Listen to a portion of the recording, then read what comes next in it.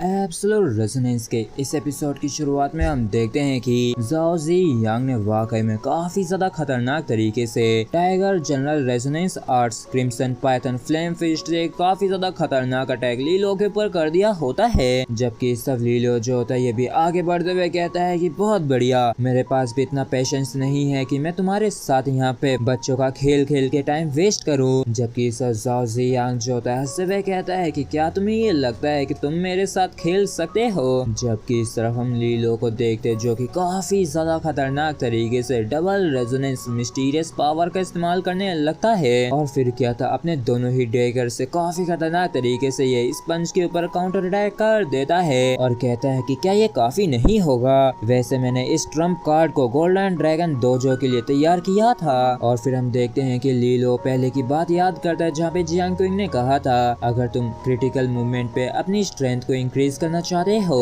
तो तुम चाहो तो रेजोनेंस स्टोरेज टेक्निक को आजमा सकते हो, क्योंकि ये टेम्परेरी एक स्पेशल तरीके से बॉडी में कुछ रेजोनेंस पावर को स्टोर कर लेती है। और यू होंगजी ने कहा था कि हाँ बिल्कुल हमारे पास रेजोनेंस सॉकिंग टेक्निक की वॉल्यूम है, लेकिन तुम जानते हो ना कि ये जो टेक्निक है ये काफी ज्यादा एक्सपेंसिव है। और इन्हीं बातों को सोचते हुए लीलो मनी मन कहता है कि अब समय आ गया है। और फिर क्या था इन दोनों के ही बीच में काफी ज्यादा खतरनाक वाला क्लैश होता है और इस चीज को देख के सभी लोगों के काफी तगड़े वाले होश उड़ जाते हैं। जबकि सब ल्यू किंगर को काफी ज्यादा चिंता होने लगी थी और ज़ाओ जी यांग के साथियों को तो विश्वास भी नहीं हो रहा होता है और ये कहता है कि ओ नहीं ऐसा नहीं हो सकता है। और तभी हम जमीन पे कुछ खून के छींटे गिरते हुए देखते हैं, जबकि सब लीलो का जो डैगर होता है उसमें काफी ज्यादा क्रैक्स आ गए थे और सभी लोग देखते हैं कि लीलो जो है वह असल में पूरी तरीके से अनहार्म्ड है। और फिर जैसे धुआं हटता है तो हम ज़ाओ जी यांग को भी देखते हैं जिसके हाथ में कट लग गया था और इस वजह से इसका खून भी निकलने लगा होता है। और इस चीज को देख के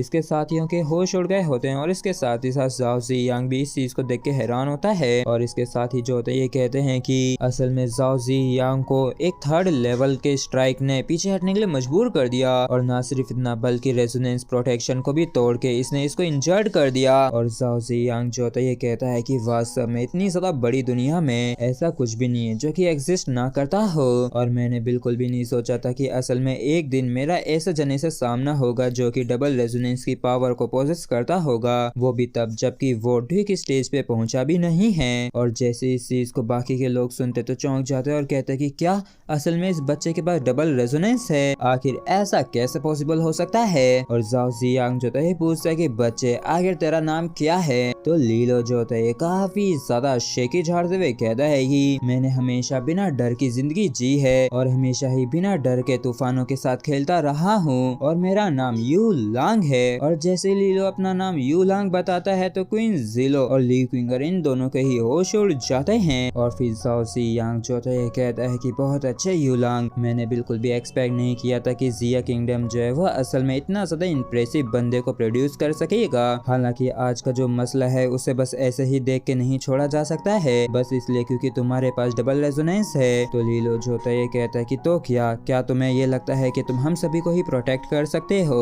और तभी कोई कहता है कि रेड सैंड एम्पायर के 200, अगर तुम ये सारी चीज अपने लिए ही रखना चाहते हो तो तुम्हारे लिए बेहतर यही होगा कि तुम आसपास भी देख लो और केयरफुली रहो क्योंकि कहीं तुम्हारा ही शिकार ना हो जाए। और एग्जैक्टली मैं ये कहना चाहता हूँ कि ये जो गोल्डन ड्रैगन ऑरा है इसको प्रॉपर्ली शेयर करने की जरूरत है। और इन सारी चीजों को सुन के ज़ाओ जी यांग जो होता है गुस्से में आ गया होता है और ये कहता है कि ये सारी परिस्थितियां तुमने ही खड़ी की हैं, तो तुम ही बताओ हमें कि आखिर हमें क्या करना चाहिए। और फिर लीलो जो होता है कहता है कि सभी लोग आराम से, मुझे कोई दिक्कत नहीं है गोल्डन ड्रैगन ऑरा को शेयर करने में, लेकिन क्या तुम लोगों को सच में ये लगता है कि ये जो थोड़ा सा गोल्डन ड्रैगन ऑरा है ये इतने सारे लोगों के लिए काफी होगा। 4 टीम, बस मैं 4 टीमों के साथ ही गोल्डन ड्रैगन ऑरा को शेयर करने के लिए तैयार हूँ और रही बात किन लोगों को चूज करना है तो ये चीज तुम लोग फिगर आउट कर लो। और इस चीज को सुनते ही सभी लोग चौंक जाते हैं और कहते हैं कि क्या ये बंदा तो कितना ज्यादा बेरहम है, क्योंकि असल में ये हमसे ही एक दूसरे को मरवाना चाहता है। और तभी ग्रीन फॉरेस्ट डायनेस्टी की गु यिंग आगे आते हुए कहती है कि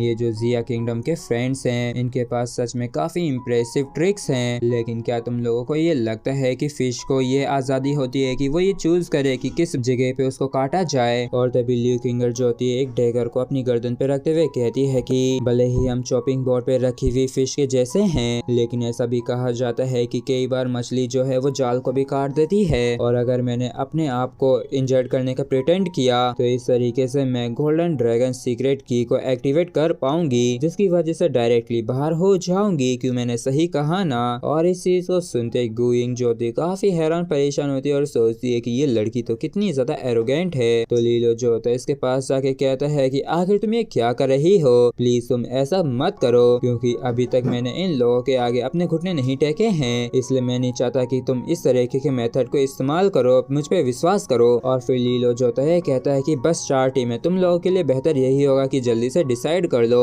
और अगर तुम इस चीज को एक्सेप्ट नहीं कर सकते हो तो इस चीज को भूल जाओ और तुम सभी ही जैसे चाहो वैसे मेरे पास आ सकते हो, मैं तुम सभी से ही लड़ने के लिए तैयार हूँ। और ये लीलो जो होता है काफी खतरनाक तरीके से अपनी पावर्स को इस्तेमाल करते हुए मन में कहता है कि यहाँ तक कि अगर मुझे 3 टेल्स की पावर भी इस्तेमाल करनी पड़ी तो भी मैं आखिरी दम तक जरूर यहाँ पे लड़ूंगा। और लीलो की इन सारी बातों को सुन के सभी लोग हैरान होते हैं और कहते हैं कि एक बार इस बच्चे को तो देखो कितना ज्यादा कठोर है, और अब जब बात ऐसी है तो हमारे पास भी कोई और चॉइस नहीं रह गई है। और तभी अचानक से सभी लोग अपनी अपनी रेजोनेंस फोर्सेस को इस्तेमाल करने लगते हैं और काफी खतरनाक तरीके से एक दूसरे से लड़ने लगते हैं, जिसकी वजह से पूरा ही फॉरेस्ट जो होता है कांप उठता है। और ये जो सभी लोग शिकारियों की तरह इन लोगों को घेर लिए थे, ये लोग अब असल में आपस में ही लड़ने लगे हैं। और इसी के साथ फ्रेंड्स हमारा एपिसोड भी यहीं पे खत्म होता है। अगर आप लोगों को वीडियो अच्छा लगा हो तो प्लीज चैनल को सब्सक्राइब और वीडियो को लाइक करना बिल्कुल भी ना भूलें। Thank you.